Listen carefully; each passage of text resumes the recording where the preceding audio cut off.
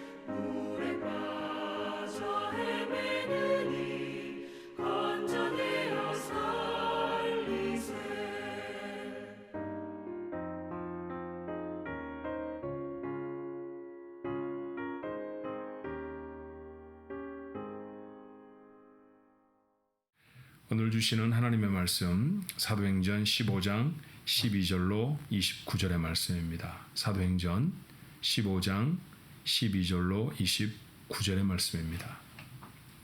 우리 한 목소리로 같이 읽을까요? 온 무리가 가만히 있어 바나바와 바울이 하나님께서 자기들로 말미암아 이방인 중에서 행하신 표적과 기사에 관하여 말하는 것을 듣더니 말을 마침에 야고보가 대답하여 이르되 형제들아 내 말을 들으라. 하나님이 처음으로 이방인 중에서 자기 이름을 위할 백성을 취하시려고 그들을 돌보신 것을 시므온이 말하였으니 선지자의 말씀이 이와 일치하도다. 기록된 바 이후에 내가 돌아와서 다윗의 무너진 장막을 다시 지으며 또 그 허물어진 것을 다시 지어 일으키리니 이는 그 남은 사람들과 내 이름으로 일컬음을 받는 모든 이방인들로 주를 찾게 하려 함이라 하셨으니 즉 예로부터 이것을 알게 하시는 주의 말씀이라 함과 같으니라. 그러므로 내 의견에는 이방인 중에서 하나님께로 돌아오는 자들을 괴롭게 하지 말고 다만 우상의 더러운 것과 음행과 목매어 죽인 것과 피를 멀리하라고 편지하는 것이 옳으니 인 예로부터 각 성에서 모세를 전하는 자가 있어 안식일마다 회당에서 그 글을 읽음이라 하더라. 이에 사도와 장로와 온 교회가 그 중에서 사람들을 택하여 바울과 바나바와 함께 안디옥으로 보내기를 결정하니 곧 형제 중에 인도자인 바사바라 하는 유다와 실라더라. 그 편에 편지를 붙여 이르되 사도와 장로된 형제들은 안디옥과 수리아와 길리기아에 있는 이방인 형제들에게 문안하노라. 그런즉 우리 가운데서 어떤 사람들이 우리의 지시도 없이 나가서 말로 너희를 괴롭게 하고 마음을 혼란하게 한다 하기로 사람을 택하여 우리 주 예수 그리스도의 이름을 위하여 생명을 아끼지 아니하는 자인 우리가 사랑하는 바나바와 바울과 함께 너희에게 보내기로 만장일치로 결정하였노라. 그리하여 유다와 실라를 보내니 그들도 이 일을 말로 전하리라. 성령과 우리는 이 요긴한 것들 외에는 아무 짐도 너희에게 지우지 아니하는 것이 옳은 줄 알았노니 우상의 제물과 피와 목매어 죽인 것과 음행을 멀리할지라. 이에 스스로 삼가면 잘 되리라. 평안함을 원하노라 하였더라. 아멘. 선교에 힘을 쏟고 은혜를 경험하던 안디옥 교회 신학적인 문제가 발생을 했습니다. 맨 처음 복음이 전해질 때는 예수 믿고 구원받으세요 정도면 충분할 수 있죠. 그런데 그렇게 복음을 받아들이고 성경을 이해하면 성경은 글로 되어져 있고 각각 사람들의 생각은 다르므로 그 생각에 하나님의 말씀이 적용되는 것이 좀 달라질 수 있습니다. 그래서 표준이 필요한 것이고요. 그래서 안전한 신학은 건강한 신앙을 위해서 꼭 필요한 것이죠. 안디옥 교회에 이와 같은 문제가 생겼습니다. 자, 문제의 발단은 유다에서 온 교사들이 할례를 행하여야 구원을 받을 수 있다 말하는 것이죠. 예수님을 믿고 구원을 받는 것이 아니라 우리의 외적 어떤 행위로 구원을 받는다라고 가르치는 것은 분명히 복음에 반하는 잘못된 가르침입니다. 이것으로 안디옥 교회는 소동이 일어났습니다. 자, 신학적으로 옳은 것이 무엇이냐 그들은 고민했겠죠. 이 자문을 구하려고 바울과 바나바를 예루살렘의 사도들에게로 파송합니다. 자, 그들이 예루살렘에 도착해서 사도들을 만나고 안디옥 교회 신학적인 형편을 설명을 했을 거예요. 자, 그때 사도들과 장로들과 또 바울과 바나바도 포함해서 하나님을 섬기는 사람들, 교사들 사이에 신학 회의가 열렸습니다. 역사상 기록되어져 있는 첫 번째 신학을 위한 회의였었고요. 그래서 교회사에서는 이것을 첫 번 공회회, 신학회의를 위해 교회가 모인 회의다 이런 얘기죠. 그런 회의가 열리게 됐습니다. 오랜 시간 논쟁을 하고 연구를 하고 고민을 하고 또 누군가 어떤 의견을 내면 또 다른 사람은 반론을 펴고 그렇게 연구와 의논이 한참 되어졌습니다. 그리고 내린 결론이 바로 오늘 본문의 말씀이죠. 자, 야고보의 동생이었던 예수님의 동생이었던 야고보가 그들 회의에서 결정된 내용을 공표합니다. 한 세 가지 정도로 정리할 수 있지 않을까 생각이 들어요. 첫 번째는 하나님께서는 이방인들에게도 구원의 은혜를 유대인들에게 주시는 것과 동일하게 주신다라고 하는 결정이었습니다. 이건 놀라운 결정이었죠. 아마도 이런 결정이 이때 예루살렘 교회에서 일어나지 않았다고 하면 기독교는 세계적인 종교가 될 수 없었을 것입니다. 다시 말하면 전 세계로 퍼져나갈 수 없었을 것이다 라는 얘기죠. 유대인들만의 멀리 다른 곳에 산다 할지라도 그 대상은 역시 피를 나눈 유대인들에게만 전해지는 그런 사상이 되어졌을 것입니다. 그런데 하나님은 인류를 구원하기 위해 예수를 보내지 않으셨습니까? 그러므로 이 첫 번째 결정은 하나님의 뜻을 잘 가늠한 정말 멋진 결정이었습니다. 두 번째로 율법을 지키는 것은 구원과 아무 관계도 없다는 것이죠. 그렇습니다. 하나님이 택하신 자라고 하는 말이 저들의 의논 중에 여러 번 등장을 합니다. 지난 시간에도 여러분이 묵상을 하셨을 것이고 오늘 저들의 이 의논의 내용들이 본문에 담겨 있는 바대로 하면 하나님이 처음 택하신 자, 다시 말하면 구원은 하나님이 택하신 자가 받는다라는 것이죠. 우리는 구원받음을 born again, 다시 태어난다, 한자로 말하면 중생한다, 그런 표현을 하잖아요. 근데 정말 표현이 잘 비었습니다. 다시 태어난다. 태어난다라는 것은 태어나지는 아이에게는 아무런 권한이 없죠. 그래서 태어나는 것은 영어로는 수동태로 기록합니다. 그것은 철저히 타인에 의해서 이루어지는 것이다 라는 것이죠. 구원이 이렇게 태어나는 것으로 비유된 것은 얼마나 적절한 비유인지 몰라요. 우리는 우리가 원해서 구원받은 것이 아니라 하나님이 선택하셔서 구원하셨습니다. 얼마만큼의 착한 일을 통해서 구원을 받는가, 얼마만한 종교적인 규례를 지킴으로 구원을 받는가가 아니라 하나님이 만세전에 당신의 마음에 품으셨던 이름들을 때가 되면 부르심으로 구원을 받게 되는 것입니다. 그것이 바로 구원의 가장 올바른 이해이지요. 자, 그것을 첫 번째 공의회에서 결정을 했습니다. 하지만 덕을 세우기 위해서 금지할 것이 있다는 것도 아울러 밝힙니다. 네 가지를 금지하지요. 우상 앞에 드려졌던 제물, 또 목매어 죽인 것, 그러니까 아마도 짐승들을 목을 매달아서 죽인 것들, 그런 것들을 먹지 않도록 그렇게 권고한 것 같아요. 그리고 짐승을 피채 먹는 것, 그 다음에 우리의 삶의 도덕적인 부분에서는 음행을 특별히 경고하고 있습니다. 이와 같은 것을 금지하면 온전한 그리스도인으로 하나님 앞에 설 것이다 라고 하는 결정을 내리고, 이 결정을 안디옥 교회에 편지로 써서 보냅니다. 가지고 가야 하는 사람들이 있어야 하지요. 안디옥 교회 문제를, 어려움들을 가지고 온 사람들이 바나바와 바울이었다고 하면 그 바나바와 바울과 함께 유대에서 내린 결정, 예루살렘에서 내린 사도들의 회의에서 내린 결정이 무엇인지를 알려주기 위해 그들 중에 또 다른 사람들이 선택이 되어져야 했습니다. 그렇게 선택된 사람들을 오늘 성경은 바사바라는 이름의 유다와 실라라고 기록합니다. 자, 여기까지가 오늘 본문의 말씀이죠.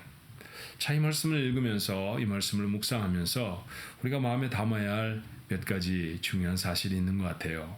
그 첫 번째는 교회 일꾼들에 대한 이야기입니다. 특별히 주목을 끄는 이름을 한번 살펴볼까요? 13절의 말씀에 보니, 자, 논쟁이 다 마침에, 오늘 성경은 말을 마침에 그랬습니다. 야고보가 대답하여 이르되, 형제들아 내 말을 들으라. 야고보가 무리 중에 일어나서 말을 전합니다. 짧은 매일 예배 시간에 이 야고보가 누군가에 대해서 다 논증을 할 수는 없지만 결론부터 말씀드리면 이 사람은 예수님의 동생입니다. 여러분 아시죠?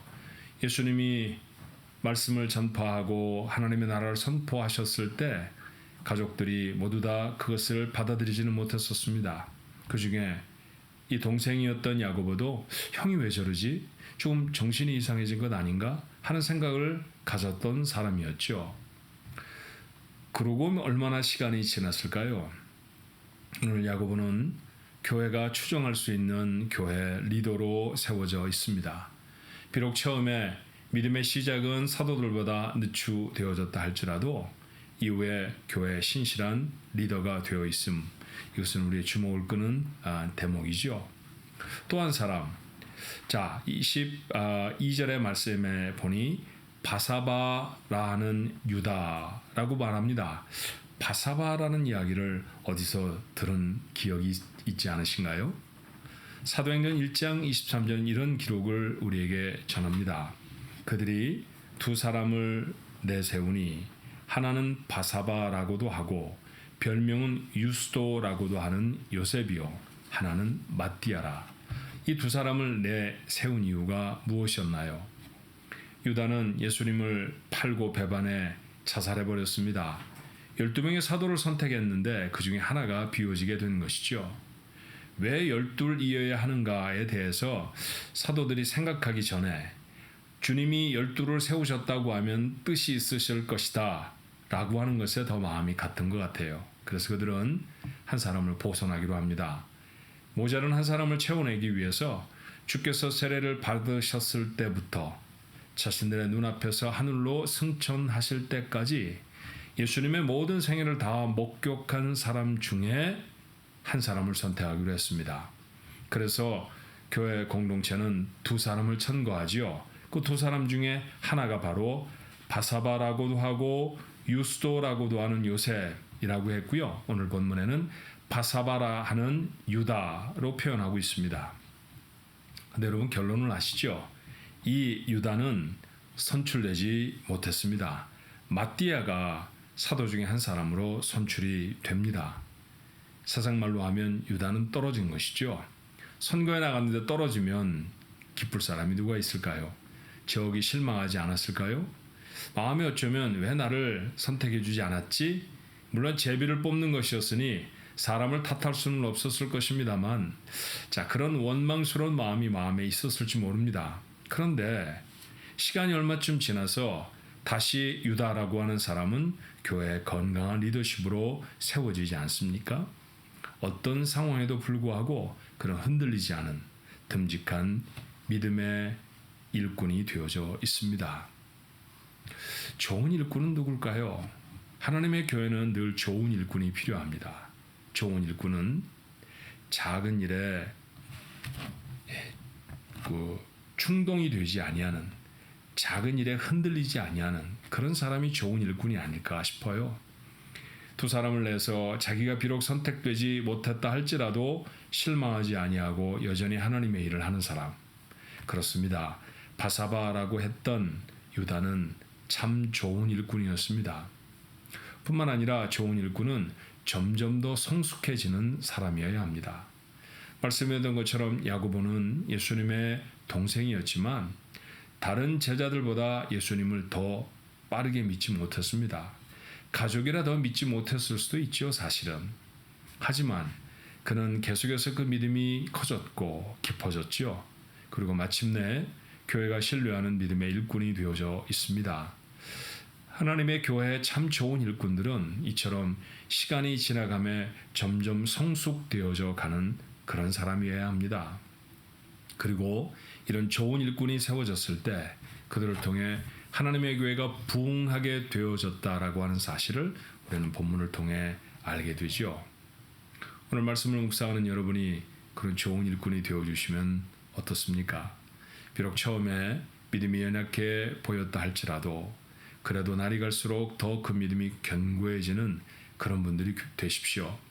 뿐만 아니라 언젠가 하나님의 일들을 감당하며 예기치 않은 문제와 어려움들 또는 실망스러운 상황을 만났다 할지라도 그것에 굴하지 아니하고 여전히 자기 자리를 지켜낼 수 있는 사람, 그런 사람들을 통해 하나님은 하나님의 일을 이루십니다.